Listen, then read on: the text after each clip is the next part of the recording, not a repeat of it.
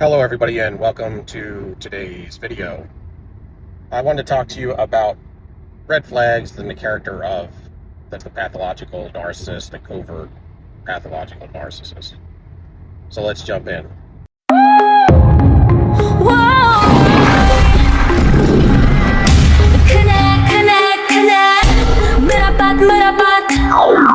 Ada yang baru nih.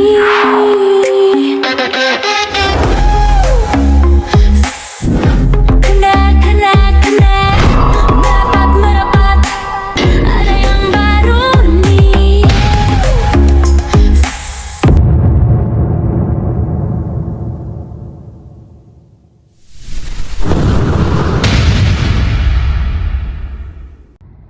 The narcissist has many red flags and they use many different tactics to manipulate you. So there could be 100 different things that would be red flags.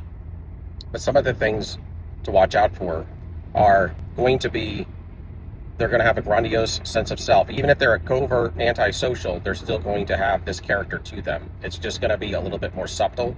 They're not going to be overt with it, but you're going to see it in a lot of their speech. You're going to also see it in the character of their mannerisms and movements, the way that they operate in their mannerisms, their characteristics, their speech, and their demeanor.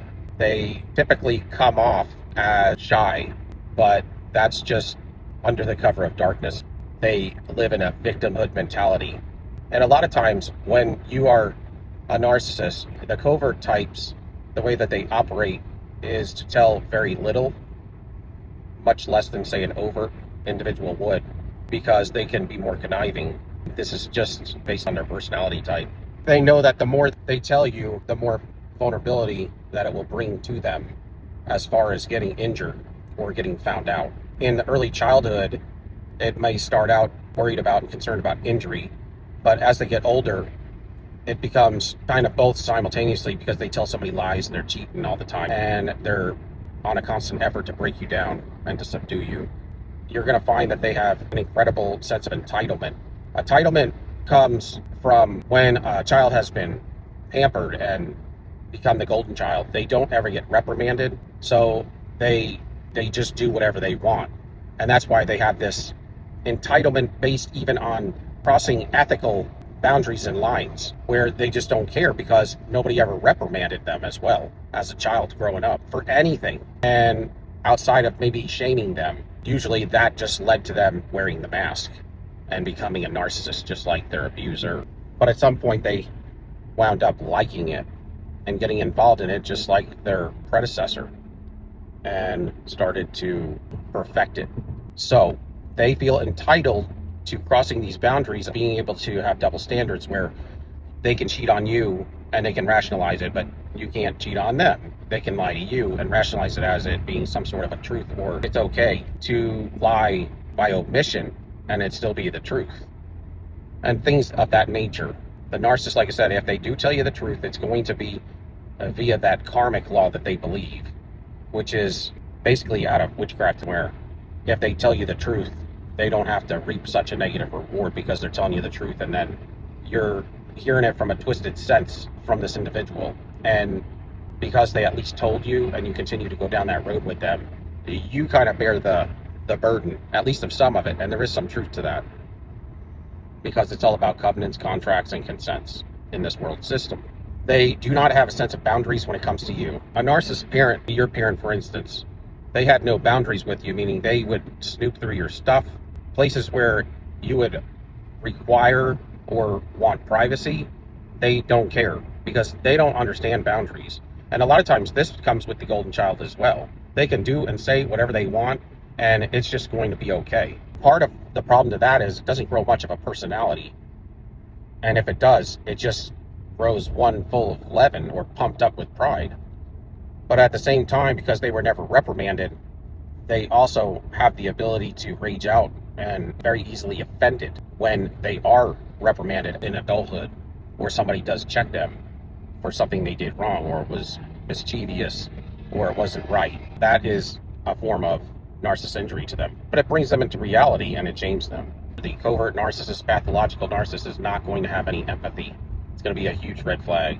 What you're going to find their operation in things where they should show empathy, they're going to look either flat or show you a face you're not typically used to seeing when talking about situations where certain types of empathy would be normally shown, because they don't feel it, is cognitive empathy, which is just basically seeing and learning the movements of it based on watching actors on TV or seeing it in real life from others, and so they got to imitate it.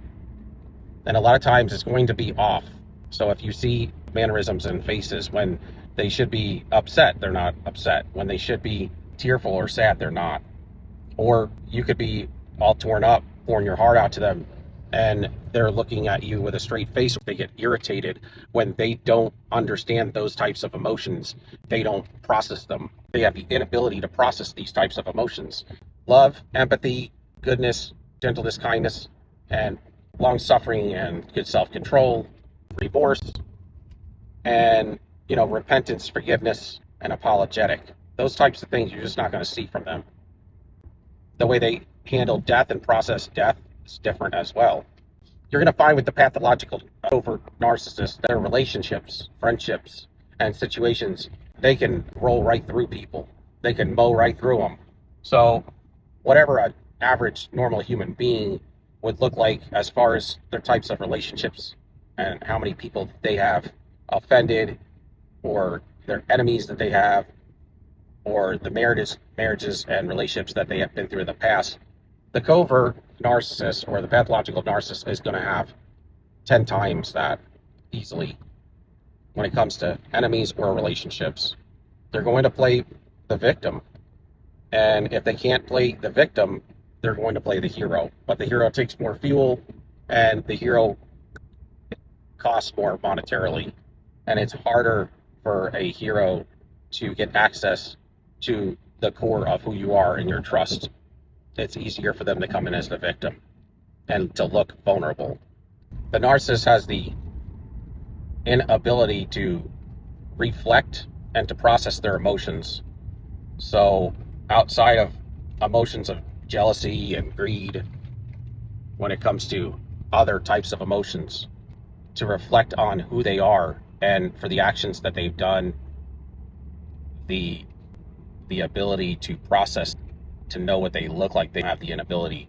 So instead of processing and reflecting on how they act and operate and where they need to make good change in their life, they cannot do that. So what they do is they project their negativities onto individuals close to them, and they blame shift it off of them because they are grandiose and they can do no wrong. They're in a state of perfection, and they live in perfectionism. And that's part of the reason why they go through relationships, because as soon as you come out of being perfect in their mind, then you're all bad and all evil. They can get into relationships with individuals, they just can't keep them. And that's what you'll find. They have the ability to get people in the initial onset, but they can't hold on to them because they lie and cheat so much, and they're always faking. They don't have any empathy, and people can't stick around them very long. When they project, and they cannot, the requirements of humanity is to accept your wrongs and to try to make change in your life. They're fixed. They have the inability to change. The narcissist also gets bored very quickly with situations, because a lot of times they just get into the newness of everything, and they have no ability to have longevity in a relationship. Generally, they will sabotage it, but won't have the fuel, the energy to put on their fakery at some point. And when their fuel runs low, or they don't want to spare their fuel on their primary source supply, they will project all of their negative activities, their anger, and all of their negative attributes onto their partner. That's how they end up sabotaging things. And when they want to jump to a new source of supply, they will just increase the amount of projection and negative ways that they treat you by ghosting you and breadcrumbing you. So that sometimes, in some cases, you will do what they call the reverse discard, and you will break up with them, but they actually did the force reverse discard, had treated you so bad that they knew that you would break up with them, so they can continue to play the victim into the next relationship and in and around amongst their friends and flying monkeys. But they get bored outside of the newness. They end up getting bored of situations very quickly, and they have to find somebody new to go to. And that's why they go through so many sources of supply as well, because that's what we call cycles. Cycles is kind of, to some degree, based on their toxicity and their boredom. How quickly they get bored and how quickly they destroy the individual that they're with based on their toxicity level. It's always going to be about them. They do very little talking, but when they do the talking, it's going to be all about them, with you having no room to talk. And when you are talking, they're checked out. A lot of times when a narcissist cannot feel empathy, even they run kind of along the lines of what you could consider artificial intelligence, because they are so outside of the norm of what humanity does that they will end up having to put on so many emotions that they just can't feel. So what they do, even in intercourse, they will not have the ability to be attached to you. And so they don't love, they latch up to you. And in with that latching up and the inability to feel empathy when they do have intercourse with you, they are thinking totally different things than you are. They are thinking more along the lines of how well they're performing. And so they will look like artificial intelligence and mechanical. Over time, you will figure this out, that you're almost not having intercourse with a human being, but an object yourself. And then when it's over, they turn over. Done. It was just for those moments. The narcissist also lives in the moment. So if they're getting satisfied in the moment, when you wonder, does the narcissist ever miss the fuel from the old supply and have the need to go hoover them? And the thing with the narcissist, if they're currently getting satisfied in the current moment in time, then no, they're not going to be thinking about anybody. It's when they have the downtime. It's when they have the downtime and they don't have that fuel reserve or the current fuel coming in from their currents. If they're not satisfied, which is, it's very hard to satisfy narcissists. I don't even know if that's a good term to use, because they're almost never satisfied in their insatiabilities and they're never content. But if they're not getting what their needs met, or whatever that they determine is a decent level of things, they're going to be thinking about old sources on the prowl, looking for new sources of supply. But at the same time, the narcissist is always doing that anyway, because these are junkies. They just want fuel. They don't care what kind of fuel. A lot of times they would have certain addicts would be into uppers or downers or certain types of drugs. When it comes to the narcissist and the people drug, they don't care if it's an upper. They don't care if it's anger, hate, or love, and admiration, adoration, or fear. They want it all. They want it all. Money, fast cars, diamond rings, gold chains, and every damn thing. That's the narcissist. The narcissist wants it all. Money, fast cars, gold chains, champagne, and every damn thing. They want it all. Lexus, Benzes, and they also want the keys to the city. So that's a little bit about the covert narcissist. The narcissist is somebody who is very insecure, and they have a pathological low self-esteem, a need for outside validation, admiration, adoration, this fawning, fear, and power and control is what they lust for. So they live for this kind of stuff. It's for them, it's a survival. That's why they call them energy vampires. They drain, and if you're not fueling them up and they don't have anything to drain from you, they're going to move on to another source of supply. But there's always a three-part partnership here. There's always somebody being devalued and somebody being admired. So there's always the narcissist, you, and someone else in the relationship at all times. And that's at bare minimum. What happens when you grow up and you don't have anybody reprimanding you and you have people pampering you? You don't really care about your actions. You don't care about having empathy. A lot of times, getting reprimanded brings you back to, I believe that getting reprimanded as a child knocks the pride out of you. It brings you back down to a level of humility, in my opinion. It keeps you grounded, and a child needs ways to keep them in line, not to be abused. And, you know, in the past, there's been people that have really been physically and verbally abused and stuff, you know, in the past, where, man, parents gone way too far with that kind of stuff. And I've dealt with that. But they do need to be reprimanded, because children, without being reprimanded, it doesn't keep you accountable. And the thing with the narcissist and the covert narcissist and the pathological narcissist, they don't process any of these types of emotions. And a lot of times what gets you processing your emotions, and that's what they neglect to do, is when you get reprimanded and you get held for your accountability for the things that you do as a child first, before you ever become an adult. And when you go through those corrections, it causes you to humble yourself and to process what you did, how you can make adjustments in your life. Because if you don't get reprimanded as a child, when you do things wrong, it doesn't show you that you need to keep accountability. And there's nothing for your actions. You don't get any kind of negative things that happen for your actions. So if you don't deal with accountability, is what builds in a child boundaries and helps them to understand boundaries. Because when you get reprimanded, you also know what's not right for you to do, and it brings accountability into your life. But it also brings accountability into you processing for yourself why you were held accountable. It helps you to go down different levels of emotion. It forces you to. And so when you do get held to accountability standard as a child, it helps you to keep that pathway open to your spirit man, which would be the 9 fruits of the spirit. Because in somebody having an accountability standard, a caregiver over you, and getting you to process those emotions, helps you to understand you need to be accountable not only for yourself, but also the standard you project out there for others. So you know, like, why you don't want to mistreat people, and that your actions cause, there could be good results or bad results, and there's a price to pay for everything.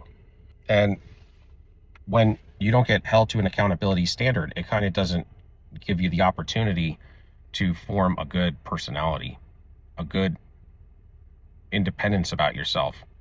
Because if you have no boundaries, you're going to go out there and you're going to cause a lot of trouble at first. And then what it leads you to become covert and try to be sneaky. Because it's easy for you to get used to doing things. But just like we say as adults, can't teach an old dog new tricks. But how did the old dog get used to these old ways of being? Because they continue to do it over and over. And once you do it over and over, anything, even as a child, it gets ingrained. You form pathways, and it's hard to make changes. What the narcissist does with no accountability as a child, as they grow into adulthood, they get sneaky, doing the things that they got away with as a child now as an adult. They will project because they can't reflect, because as a child, they didn't get held to an accountability standard. They don't understand boundaries, so they do whatever they want. And they didn't get held to any accountability standard when they were acting outside the way they should act. Because they were never reprimanded and held to an accountability standard, they never had a process and reflect on the actions they had performed that led to that, and the remorse and the processing of feeling bad about it. They get to a point to where they don't understand these things, and it's because they never really went down these paths. See, these are the love center type paths. They're down the same pathways. I mean, if you feel bad for things that you've done wrong, it'll help you to understand truly what love is, because it will separate hate from love and evil from goodness. And that divide is a situation that has to become a core piece in your life to start from. Your first boundary is to separate good from evil. And they almost have a problem doing that even.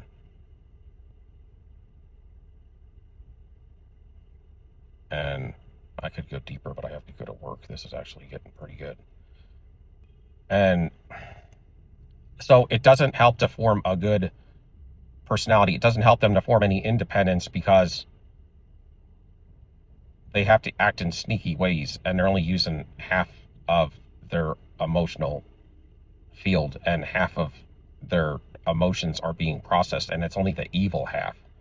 That's why a lot of times they can't process goodness, and so they just convert it into energy and then do evil with it. And they cannot process remorse, repentance, and forgiveness because they never went down these processes. So it doesn't help you understand the difference between good and evil, and the difference between hurt, pain, and love, forgiveness and remorse. So that's why a lot of times these things have to start in early childhood, and it's detrimental to the individual. But I do believe that your innate spirit is what drives you, and you are who you are based on your innateness. I believe that takes place almost before we are born here into this earth. And it comes down to your will, and your will is your heart, your drive.